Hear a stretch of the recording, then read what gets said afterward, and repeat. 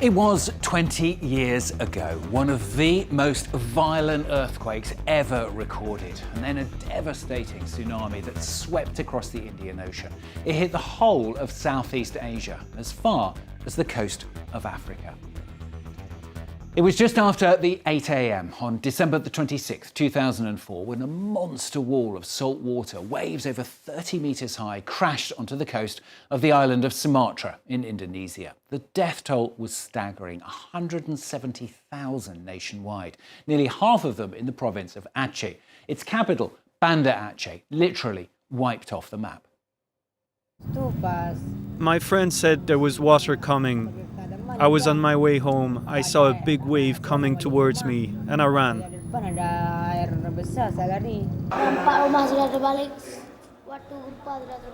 I saw houses destroyed after the earthquake. I ran for the hills when big waves were coming and wiped out everything. I saw people holding on to coconut trees, but only some of them survived. The disaster had one unexpected consequence. It brought peace to a province that had been plagued by violence for over 30 years. Humanitarian aid and the international presence facilitated negotiations between separatist rebels and the Indonesian government. Less than a year after the tsunami, a peace agreement was signed and Aceh was granted a large measure of autonomy. That autonomy, in what is a very religious region, the opportunity for many to transform the province into an Islamic bastion in a country that is predominantly Muslim but secular. For many of its inhabitants, the 2004 tsunami was a divine punishment. And 20 years later, Aceh applies Sharia law. Homosexuality, adultery and alcohol consumption violently punished. And reconstruction has been carried out in strict compliance with Islam. Leah Delfolly and Jules Piloge revisit Banda Aceh for France 24.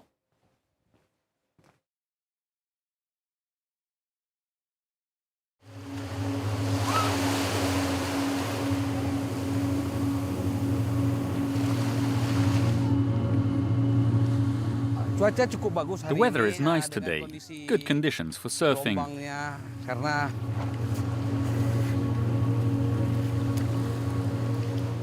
When I surf, I don't think about the tsunami. I'm friends with the sea now. Catching a wave, it's an incredible sensation.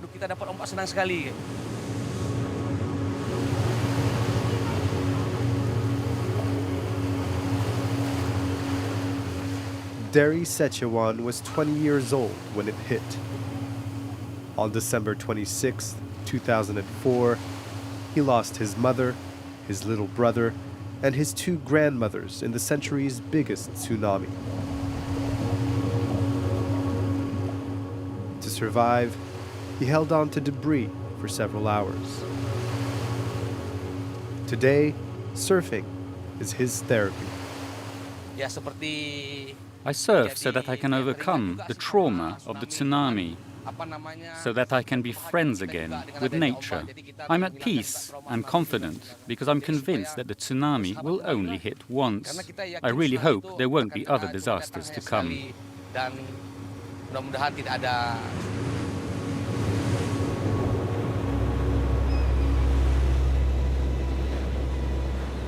Just like Dari Sechewan, 20 years on, the residents of Banda Aceh are trying to rebuild their lives. This city on the northern tip of Sumatra was the worst hit. 78,000 people were killed.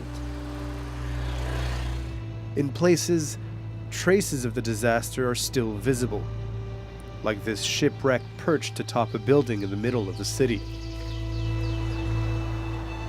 To heal, many in Banda Aceh have turned even more to religion.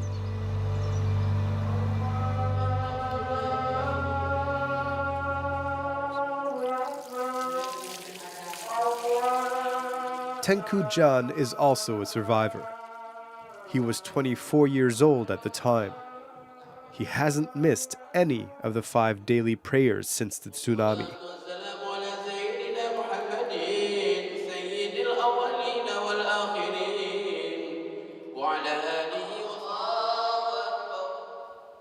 Just like hundreds of thousands of others in Banda Aceh, this shop owner is convinced the tsunami was a test of people's faith. The tsunami took my 3 siblings, my father and my mother. Now I pray every day so that nothing like that ever happens again. My faith is so much stronger. The mosque in which Tengku Jan prays was the only building left standing after the tsunami, as this picture taken the day after the disaster shows.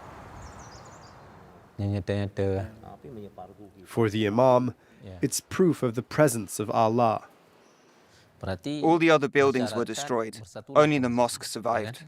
This means that all that is given can be taken away at any time, if God so desires. The Almighty wants peace for Aceh. That's why He gave us such a difficult test. The columns at the back of the mosque were the only ones damaged. The religious leaders decided not to repair them. When the wave came, it flooded the mosque all the way up to the Black Dome. This here is a relic of the tsunami. It's exactly the same. We haven't added anything or taken anything away. What was destroyed remains as is. It's important to leave things like this for future generations, for those who haven't lived through this. In Banda Aceh, the tsunami also brought political peace. It ended 30 years of civil war in which Muzakir Manaf was involved. This separatist militant fought against the central government in Jakarta. This is a picture from the early 2000s. We're with another armed group in the mountains where we were fighting the Indonesian forces. After the disaster, the conflict stopped. To rebuild the destroyed areas as quickly as possible, the central government agreed to give Banda Aceh and its province greater autonomy, which was what Muzakir Manaf had been demanding for years. The tsunami kick-started the peace process. The Indonesian government focused its energy on rebuilding. I feel so happy today that I'm not fighting in the jungle anymore. After the tsunami, the separatists founded a political party that promotes a strict application of Sharia law.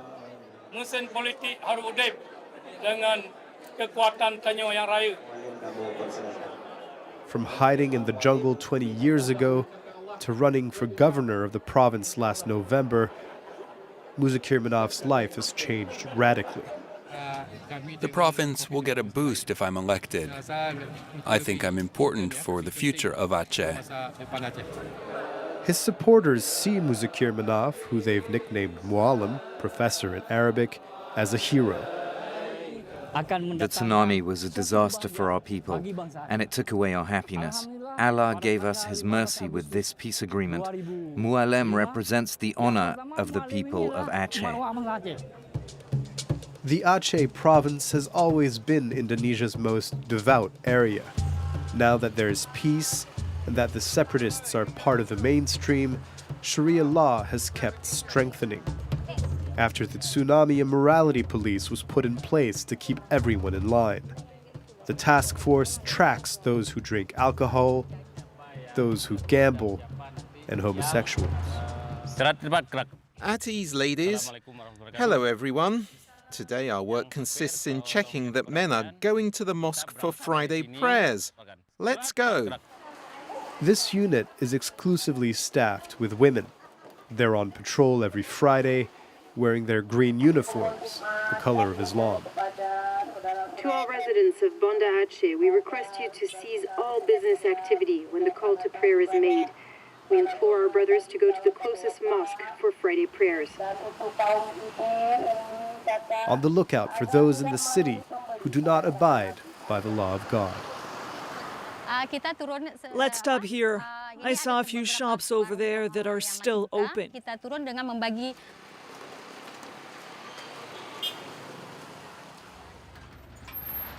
Makasih Bapak sudah menutup. Iya, makasih Bapak. Iya Pak. Iya, makasih Bapak. Iya. Makasih Pak ya. Oh, jadi nejak laju boh maim semayang kan. Nuwau rumah, bein hobat tempat. Bebas jalan. Nejak laju Pak masjid. Those who don't comply risk severe punishment by the provincial courts. Missing Friday prayers 3 times in a row leads to a sanction. If you're caught with a member of the opposite sex that you don't have family ties with, it's 10 lashes or 10 months in prison. If you have physical contact with someone of the opposite sex without being married, it's 30 lashes. If you commit adultery, it's 100 lashes. Jadi menyempurnakan.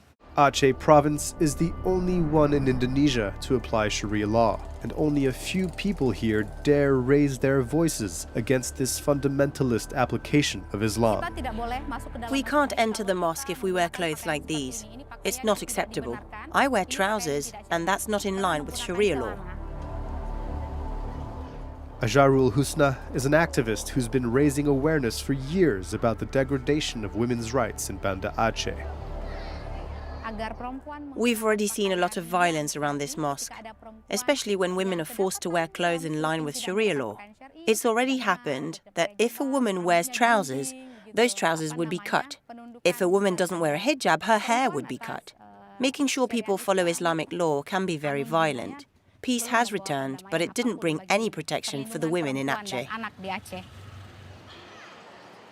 Peace has returned against a backdrop of radical Islam, but nature remains a threat. In Banda Aceh, at least 2 earthquakes are recorded every day. Scientists are always on alert. Here we have a staff that will show you how the tsunami will be generated. To prepare for future disasters, Banda Aceh now has a tsunami research center financed by donations of the international community in the wake of December 26, 2004. Yeah, it's a tsunami wave. The tsunami wave was higher and faster. This experiment is more precise because it is physical modeling. It's to understand the characteristic of wave and the impact to buildings, for example. We can inform people, you need to prepare yourself at least within this arrival time. In this institute, Professor Muksin and his team also study all the earthquakes recorded in Indonesia. This waveform is moving, which means this is real time. According to them, this region is the most dangerous on the planet when it comes to earthquakes. The more the magnitude of the earthquake, the higher and the faster tsunami wave going to the land.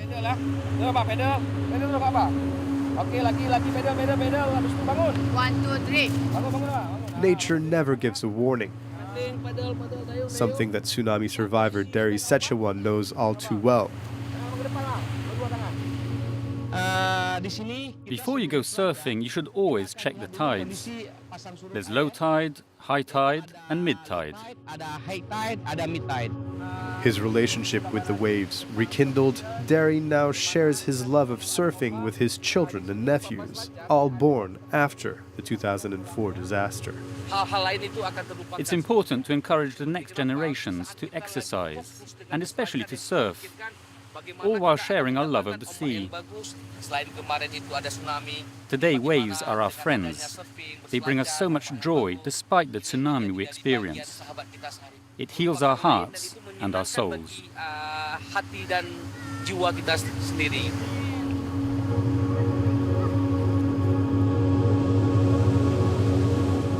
Banda Aceh today is a symbol of resilience.